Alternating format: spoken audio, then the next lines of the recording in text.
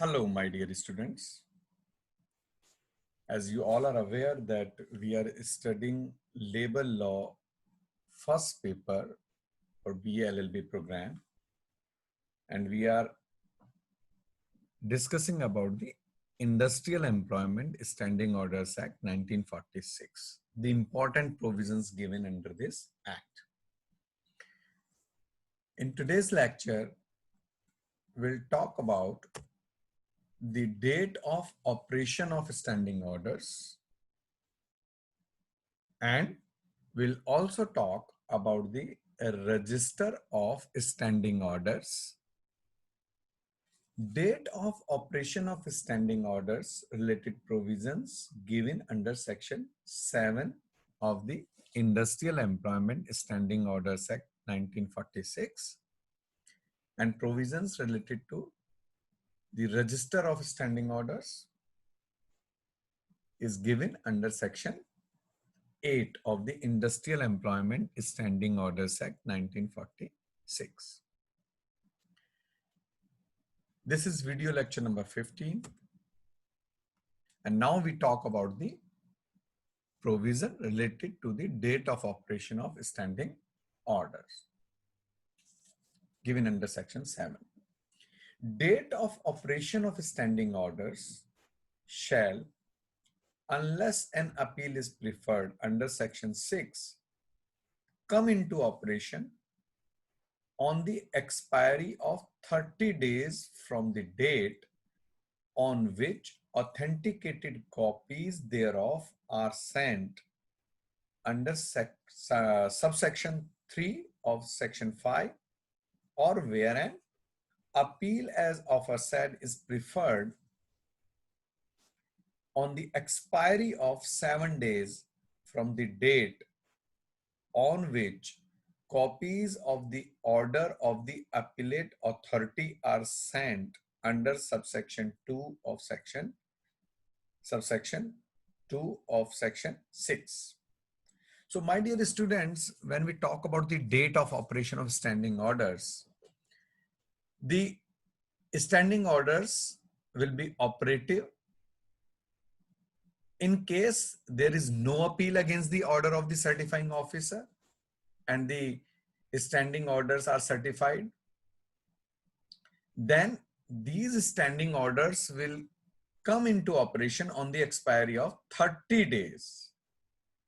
From which date we will count these 30 days? From the date on which authenticated copies thereof are sent under subsection 3 of section 5. So once the certifying officer has approved your standing orders and he has sent the copies of those standing orders, so the date on which the authenticated copies thereof are sent under subsection 3 of section 5,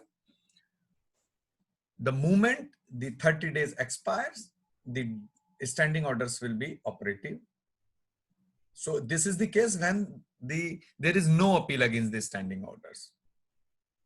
And in case when there is an appeal, there is an aggrieved party who has filed an appeal against any standing order, then and the appellate authority has decided the matter.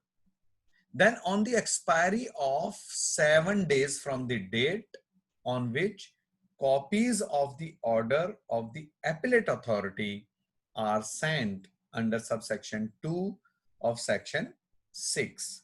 Then in this case, in the case of appeal against any standing order, these standing orders will be operative on the expiry of the 7 days from the date on which the copies of the order of the appellate authority are sent under subsection 2 of section 6. So if there is no appeal and the certifying officer has passed an order regarding the standing order, certified the standing orders, then after these standing orders will come into operation on the expiry of 30 days from the date on which the authenticated copies were sent. And in case of appeal, when the appellate authority has sent the copies on the expiry of the 7 days from that date. these standing orders will be operative. And there were certain amendments, Maharashtra, Gujarat in section 7, and in marginal note that after the words standing order, insert the words of amendments. So this is some, you can see in the displayed slide that Gujarat, Maharashtra, Saurashtra area of Gujarat, and there were certain amendments in this section in different years. And one more thing I would like to highlight here, that any model standing orders in respect of an industrial establishment referred to in said subsection 2 of the section 7 and in operation on the date of coming into force of this act shall be deemed to be the model standing orders prescribed under section 15 of the said act and applied to the industrial establishment under section 2A. And the provisions of this act shall apply thereto as they apply to the model standing orders duly applied under the said section 2A. And nothing in this act shall be deemed to be affect any industrial establishment in respect of which the appropriate government in the central government for the purpose of this act. Now we'll talk about the register of standing orders. A copy which is given this provision related to the register of standing order given under section 8 of the Industrial Employment Standing Orders Act 1946, where a copy of all standing orders as finally certified under this act shall be filled by the certifying officer in a register. I beg your pardon, shall be by the certifying officer in a register in the prescribed form. So a copy of all standing orders as finally certified under this act shall be filed, I beg your pardon, this is filed by the certifying officer in a register in the prescribed form, maintained for the purpose, and the certifying officer shall furnish a copy thereof to any person applying there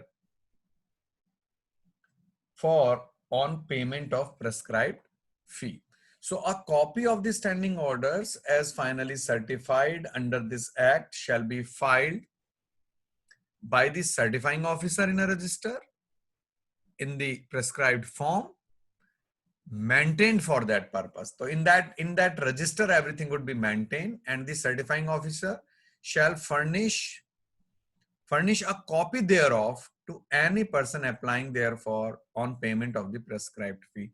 So anybody wants to see those standing orders, then a prescribed format is there. We can apply and can make the payment of the prescribed fee, and then certifying officer shall furnish a copy thereof to any person applying therefore on payment of the prescribed fee for those standing order. So this provision is related to the register of standing orders. Whatever standing order is there in the industrial establishment, certifying officer has registered that, and anybody wants a copy of that, he or she has to make a payment of the prescribed fee and can apply for the copy of that standing orders. So this register is a record of those standing orders, and the provision is given under section 8 of the Industrial Employment Standing Orders Act 1946. Thank you. This is all about for today's lecture. Now we will go for a quick review what we have covered today, my dear students. So date of operation of standing orders we have covered under section 7 today, and the register of standing orders under section 8 we have covered today. So under date of operation of standing orders under section 7, the standing orders, unless there is an appeal preferred under section 6, will come into an operation. So if there is no appeal, then standing orders will come into operation on the expiry of 30 days. On the expiry of 30 days from the date on which authenticated copies thereof are sent under subsection 3 of section 5. So from that date, when these copies were sent under subsection 3 of section 5, once the 30 days period expires, then the standing orders will come into operation. And in case there is an appeal by the any party, then on the expiry of 7 days from the date on which these copies of the order of the appellate authority are sent.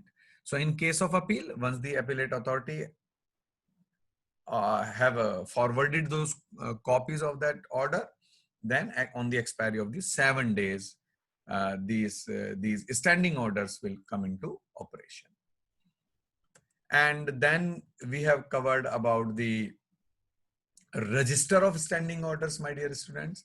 Then of course in the provisions related to the date of operation of standing orders, we have talked about certain amendments also of different states.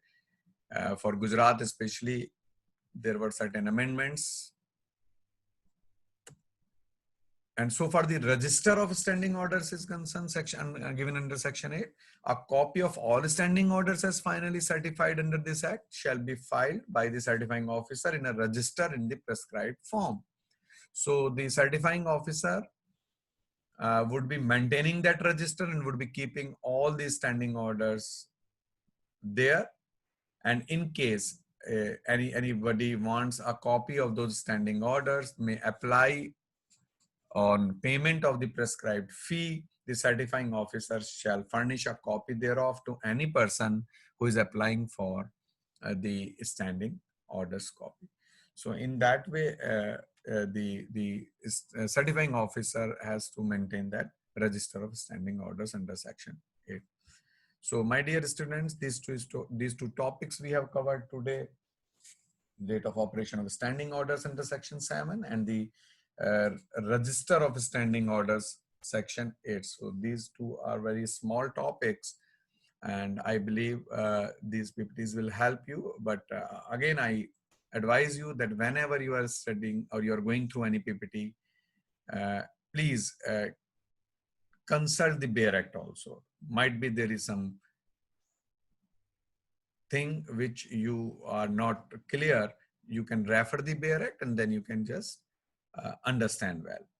So this is all for today's lecture. Thank you so much. And in our next lecture, under this paper label of first, we under this act, Industrial Employment Standing Orders Act 1946, we'll take up some new topic. And thank you so much. Take care. Have a nice day. Thank you.